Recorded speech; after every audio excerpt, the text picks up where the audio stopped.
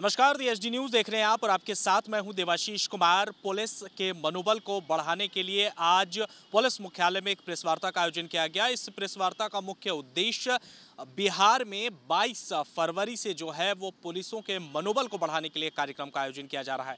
जी, हम आपको बता दें कि आज प्रेस कॉन्फ्रेंस में यह बातें कही गई हैं कि पुलिस किस तरह से किसी भी अनुसंधान में जिस तरह से मानसिक परेशानी में रहते हैं, उसी मानसिक परेशानी को दूर करने के लिए पुलिस खेल सप्ताह का आयोजन किया जा रहा है और इसमें विभिन्न तरह के कार्यक्रमों का भी जो है वो आयोजन किया जाएगा। हम आपको बता दें कि इसमें तरह तरह के कार्यक्रम के आयोजन किए जाएंगे। एडीजी अनिल कुमार ने क्या कुछ कहा है इसको लेकर के, किस तरह के कार्यक्रम होंगे, ये हम आपको सुनवाते हैं। आज के इस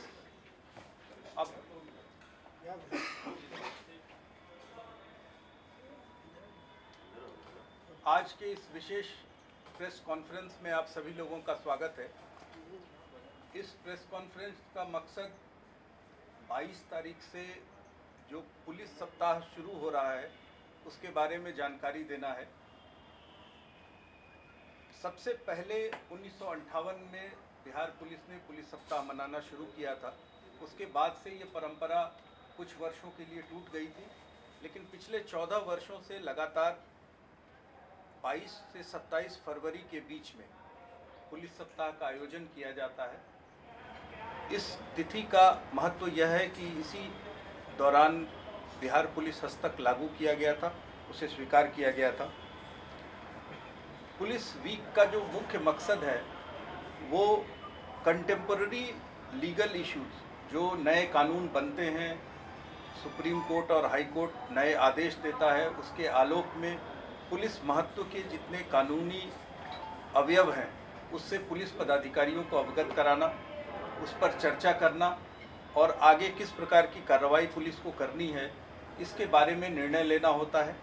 उसके अलावा पुलिस पदाधिकारियों के बीच कमराडरी बढ़ाना, एक्सचेंज ऑफ आइडियाज़ और देश विदेश में जो नए प्रयोग पुलिस में हुए हैं उनमें से कौन सा प्रयोग हमारे लिए लाभकारी होगा उसको चिन्हित करके उसको लागू करने की योजना बनाना होता है। तो इस बार भी ये कार्यक्रम शुरू होगा। 22 तारीख को अपर मुख्य सचिव गृह विभाग श्री आमिर सुबहानी साहब इसका उद्घाटन करेंगे। वे उद्घाटन कार्यक्रम के मुख्य अतिथि हैं। इसके अलावा पुलिस महानिदेशक बिहार विशिष्ट अतिथि के रूप में रहेंगे और सारा कार्यक्रम सरदार पटेल भवन के ऑडिटोरियम में संपन्न किया जाएगा। यह इंडोर कार्यक्रम के बारे में है। जितने भी इंडोर कार्यक्रम होंगे वही यही सरदार पटेल भवन के ऑडिटोरियम में होंगे। इंडोर कार्यक्रम के बारे में डिटेल से श्री विनय कुमार एडीजी सीआईडी आपको बताएंगे। इंडोर कार्यक्रम के अलावा आउटडोर फंक्शंस भी ऑर्गेनाइज किए जाएंगे, जिसमें 22 तारीख को ही आफ्टरनून में 3 बजे से अश्वारोही बल, जो हमारा अश्वारोही वाहिनी है आरा में, उसके घुड़सवारों और घोड़ों के द्वारा एक विशेष कार्यक्रम किया जाएगा वेटनरी कॉलेज ग्राउंड में। तो आप सब लोगों को उसके लिए आमंत्रित किया जाता है। आप भी वहां आएँ और उसको कवर करें, उसका आनंद भी लें। उसके अलावा 27 तारीख को अंतिम दिन एक परेड का आयोजन किया जाएगा, जो सेरेमोनियल परेड होगी, पुलिस की परेड होती है। इसके बीच में एक दिन नुक्कड़ नाटक, बैंड शो और डॉग शो का आयोजन किया जाएगा। एक दिन पुलिस कर्मियों की दौड़ होगी, जिसे रन फॉर हेल्थ कहते हैं। वो 10 किलोमीटर की दौड़ होगी, जिसका समापन बीएमपी 5 के कैंपस में होगा। इसके अलावा सभी जिला मुख्यालयों में इस पुलिस वीक के दौरान अलग अलग कार्यक्रम होंगे, जो स्थानीय स्तर पर एसपी और डीआईजी और लोकल पुलिस के पदाधिकारियों द्वारा आयोजित किए जाएंगे। उसके बारे में स्थानीय स्तर पर लोग काफ़ी उनको छूट भी रहेगी, वो लोकल रिक्वायरमेंट और लोकल उपलब्धता के आधार पर वहाँ निर्णय लेंगे और उसके बारे में लोकल प्रेस को उसकी जानकारी देते रहेंगे। तो अब मैं रिक्वेस्ट करता हूँ एडीजी सीआईडी साहब से, आपको इंडोर कार्यक्रम आयोजित किया गया था। उसके बाद वर्ष 1981 में एक लंबे गैप के बाद आयोजित हुआ था, लेकिन वर्ष 2007 से हम लोग प्रति वर्ष विदाउट ब्रेक पुलिस सप्ताह आयोजित करते रहे हैं और इस बार भी 22 से 27 के बीच में हम लोग आयोजित करेंगे। इसका मुख्य मकसद, जैसा कि अमित जी ने बताया, कि यह है कि हम पुलिस के जो विभिन्न आयामों में जो प्रगति हो रही है, नई नई तकनीकों का इजहार हो रहा है, उससे हम अपने फील्ड फॉर्मेशंस को अवगत कराएं। जनता के बीच भी हम जो हमारी पुलिस की इन्वेस्टिगेशन की जो तकनीकी है, जो इन्वेस्टिगेशन के नए नए जो तौर तरीक़ों हैं, उससे हम अपने पुलिस को अवगत कराएं, ताकि जनता में विश्वास पैदा हो कि हमारी पुलिस सशक्त है और नई नई चुनौतियों का सामना करने के लिए पूरी तरीके से तत्पर है। इसके अलावा एक सबसे बड़ा उद्देश्य हमारा, जैसा कि आप अभी सुने, कि बहुत से कार्यक्रम, विभिन्न प्रकार के कार्यक्रम जिला स्तर पर, थाना स्तर पर और मंडल स्तर पर आयोजित होंगे, राज्य स्तर पर आयोजित होंगे।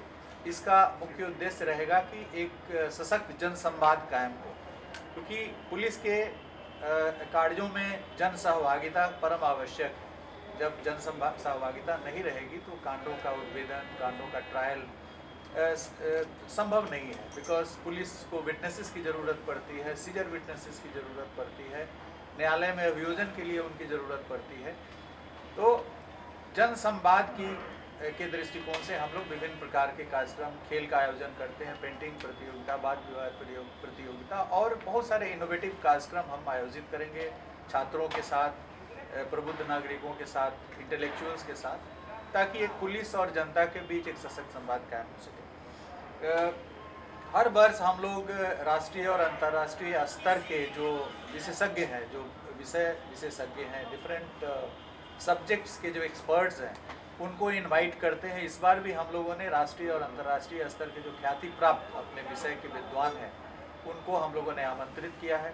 बहुत सारे जो हमारे एक्सपर्ट्स हैं वो ऑनलाइन एड्रेस करेंगे हमारे पुलिस पदाधिकारियों को, और बहुत सारे जो विशेषज्ञ हैं वो भौतिक रूप से यहाँ सभागार में उपस्थित होकर हमें संबोधन करेंगे। इस बार कोविड संक्रमण के दौरान जो सोशल डिस्टेंसिंग का पालन करना है, उसको दृष्टिगत रखते हुए हम लोगों ने ऑडिटोरियम की कैपेसिटी का आधा हम लोग इस्तेमाल करेंगे और 50% कैपेसिटी पे हम लोग काम करेंगे।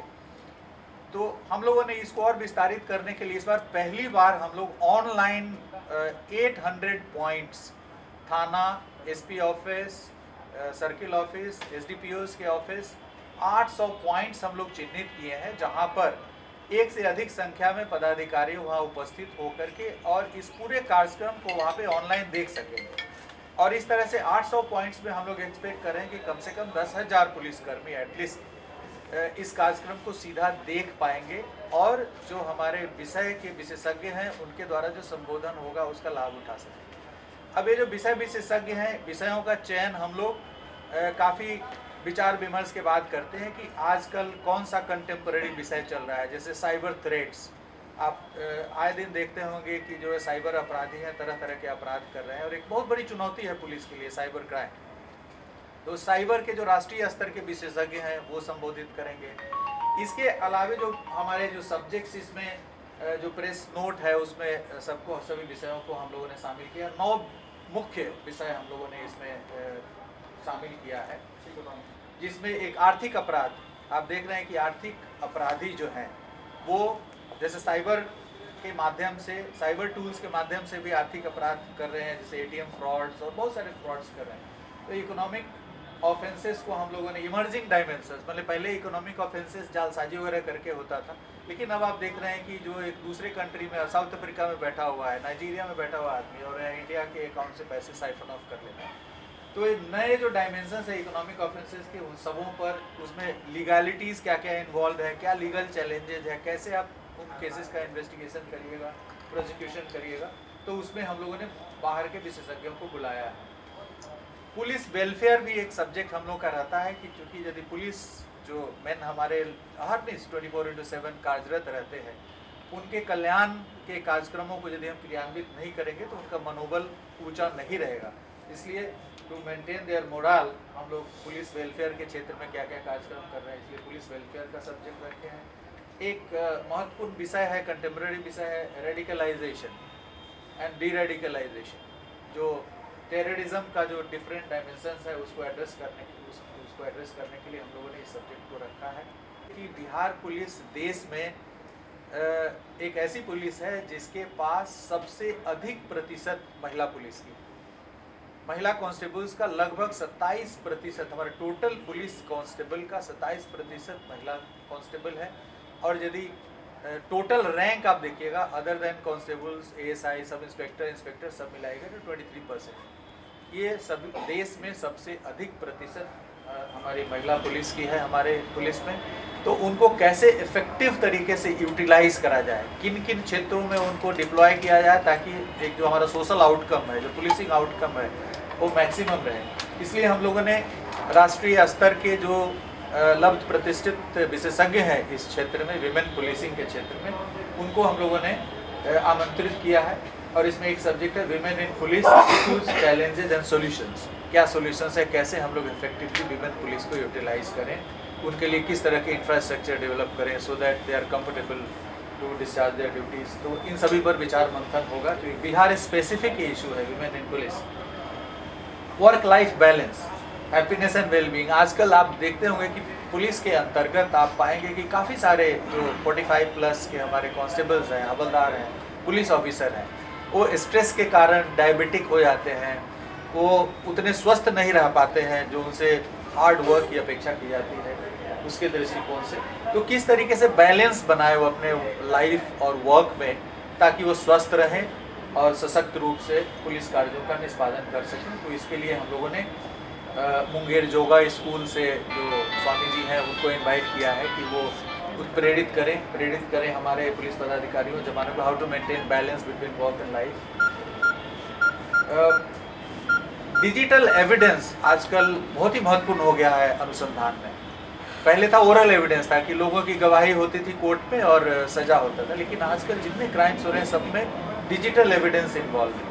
तो डिजिटल एविडेंस को किस तरीके से हमारे पुलिस पदाधिकारी अनुसंधान के क्रम में समाहित करें, सही ढंग से प्रस्तुत करें ताकि न्यायालय से अपराध कर्मियों को सजा हो जाए। तो इसके लिए हम लोगों ने डिजिटल एविडेंस में किस तरीके से हम कैपेसिटी बिल्डिंग करें, किस तरीके से हम इन्वेस्टिगेटिंग ऑफिसर्स को ब्रीफ करें, ट्रेन करें, तो इन सभी इशूज़ पे जो राष्ट्रीय स्तर के विशेषज्ञ हैं उनको हम लोगों ने आमंत्रित किया है।